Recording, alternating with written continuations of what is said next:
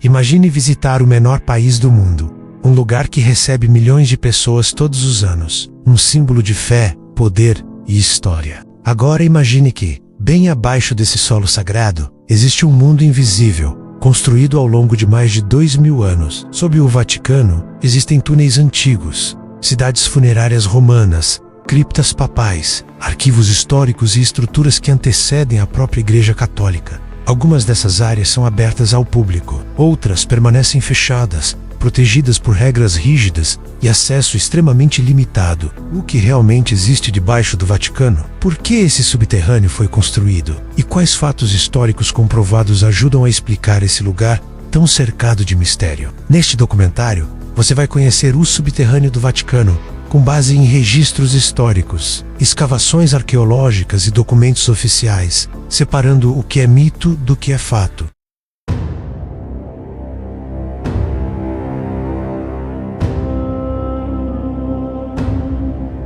A região onde hoje está o Vaticano fazia parte da Roma Antiga. Nos primeiros séculos da era cristã, essa área ficava fora das muralhas da cidade e era considerado um local periférico. Durante o século I d.C., o local era utilizado principalmente como necrópole, um espaço destinado ao sepultamento dos mortos. Os romanos tinham o costume de enterrar seus mortos fora da cidade, ao longo de estradas importantes, e essa região atendia exatamente a esse propósito. Foi nesse contexto que, durante o governo do imperador Nero, ocorreu uma das perseguições mais violentas contra os cristãos. Segundo fontes históricas como Tácito, muitos cristãos foram executados em Roma após o grande incêndio do ano 64. Entre eles, segundo a tradição cristã, estava Simão Pedro, um dos apóstolos de Jesus. Considerado o primeiro líder da igreja, a tradição diz que Pedro foi crucificado de cabeça para baixo e enterrado de forma simples nessa necrópole.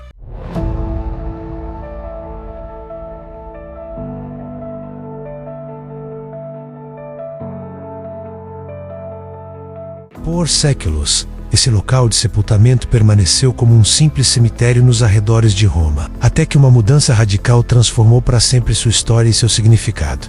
No século IV, o cenário mudou completamente. O imperador Constantino, após legalizar o cristianismo no Império Romano, com o Edito de Milão, no ano 313, decidiu construir uma grande basílica sobre o local tradicionalmente associado ao túmulo de São Pedro.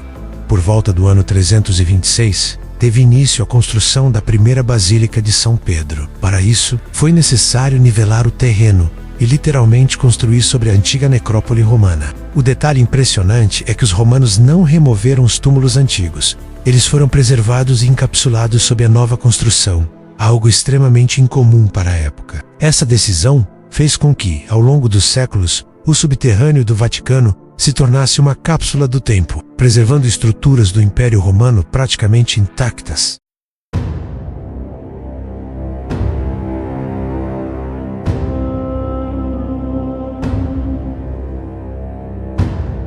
A antiga Basílica de Constantino durou mais de 1000 anos, mas com o tempo, ela começou a se deteriorar, e foi a decisão de construir uma nova e ainda mais grandiosa basílica, que adicionaria outra camada a esse mundo subterrâneo. Abaixo da Basílica de São Pedro que conhecemos hoje, existe um espaço conhecido como Grutas Vaticanas. Elas não fazem parte da Roma Antiga, mas foram criadas durante as reconstruções da Basílica entre os séculos XV e XVI, quando a antiga igreja foi demolida para dar lugar à estrutura renascentista que vemos hoje. O novo piso foi construído mais alto, criando um espaço intermediário. Essas grutas abrigam os túmulos de mais de 90 papas, além de cardeais, reis e figuras importantes da Igreja Católica. Entre eles estão papas como João Paulo I e Paulo VI. As grutas funcionam como um nível intermediário entre a Basílica moderna e as estruturas ainda mais antigas, criando uma sobreposição única de períodos históricos. É um lugar solene, onde o silêncio é quebrado apenas pelos passos dos visitantes.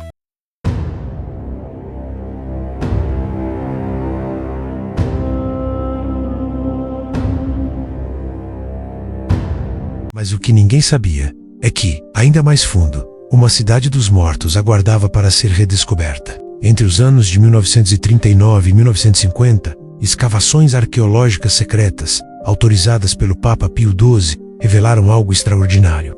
Mesmo sob as grutas, foi encontrada uma necrópole romana completa, com ruas estreitas, mausoléus familiares e túmulos datados entre os séculos I e IV. Essas escavações, conhecidas como escave, revelaram um mundo congelado no tempo. Inscrições em latim e grego indicam uma mistura de sepultamentos pagãos e cristãos, mostrando a transição religiosa da época em Roma. Famílias ricas construíram túmulos elaborados, enquanto os mais pobres foram enterrados de forma mais simples. O ponto central da escavação era encontrar o túmulo de São Pedro. Em 1968, após décadas de estudo, o Vaticano anunciou oficialmente que restos mortais encontrados em um túmulo específico, localizado exatamente sob o altar principal da basílica, pertenciam a São Pedro. A descoberta é apoiada por uma inscrição grega encontrada no local, que diz Petrus Eni, ou Pedro está aqui. Embora o tema continue sendo debatido por alguns historiadores e arqueólogos, para a Igreja, a descoberta confirmou uma tradição de 2000 anos.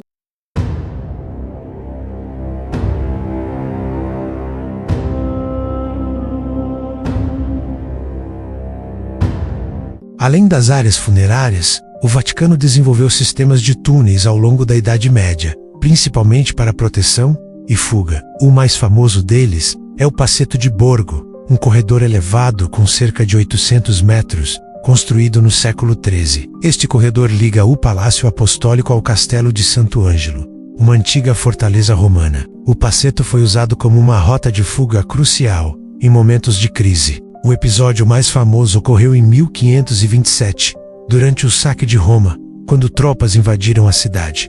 O Papa Clemente VII conseguiu fugir do Vaticano para a segurança do castelo através desse túnel, enquanto a guarda suíça lutava bravamente para protegê-lo. Registros históricos indicam a existência de outras passagens menores, usadas para a movimentação segura do clero em períodos de conflito, conectando diferentes edifícios. Dentro dos muros do Vaticano, esses túneis são um testemunho da instabilidade política que marcou a história de Roma e do papado. Mas o subterrâneo do Vaticano não guarda apenas ossos e passagens secretas. Ele também protege um dos maiores tesouros intelectuais da humanidade.